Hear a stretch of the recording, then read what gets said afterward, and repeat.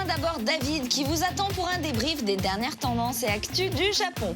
Exposition, festival, restaurant, événements, il vous emmène partout avec lui. On revient ensuite en France pour découvrir les dernières trouvailles de la rédac. C'est parti pour les news.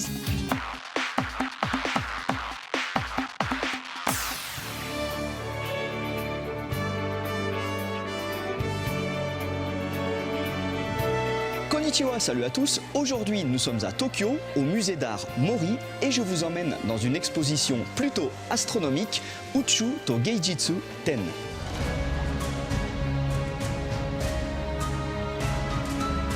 Uchu to Geijitsu, ça veut dire l'univers et l'art, parce que cette exposition s'intéresse à la façon dont les humains ont observé l'univers depuis, disons, environ le Moyen-Âge, à la fois sous un angle scientifique, mais également artistique.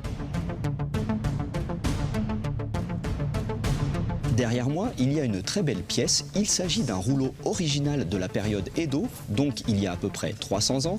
Il mesure 13 mètres de long et il raconte l'histoire de, disons, ce qui est la première histoire de science-fiction japonaise, le conte de la princesse Kaguya.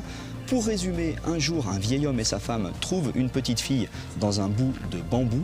La petite fille grandit et devient une femme à la beauté exceptionnelle. Tout le monde tombe amoureux d'elle, y compris l'empereur du Japon.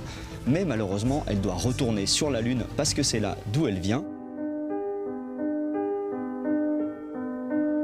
Là, il y a pour moi l'une des pièces les plus exceptionnelles de l'exposition, un katana qui a été fabriqué à partir d'une météorite de fer pour être précis.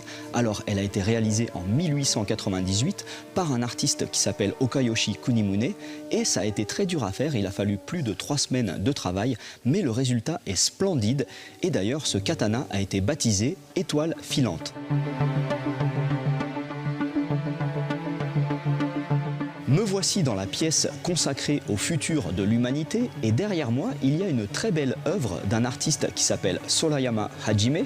Ça s'appelle Sexy Robot. Inutile de vous décrire pourquoi. Ça rappelle entre autres l'univers de Daft Punk. Et puis, si vous êtes un ancien comme moi, elle rappelle aussi furieusement l'Android qui était la compagne du pirate de l'espace Cobra.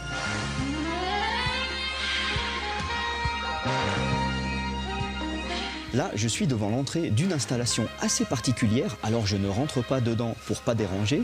Ça a été fait par un collectif qui s'appelle Team Lab et qui est spécialisé dans les œuvres d'art futuristes, disons. Et on est en quelque sorte plongé dans tout un univers en mouvement avec beaucoup de lumière et de la musique. Et c'est très réussi parce qu'on a vraiment l'impression de flotter dans cet univers. Voilà, c'est vraiment une super exposition, surtout pour moi qui suis un scientifique à la base. Et une fois de plus, je suis très frustré de ne pas avoir pu tout vous montrer. Allez, à plus, ja ne.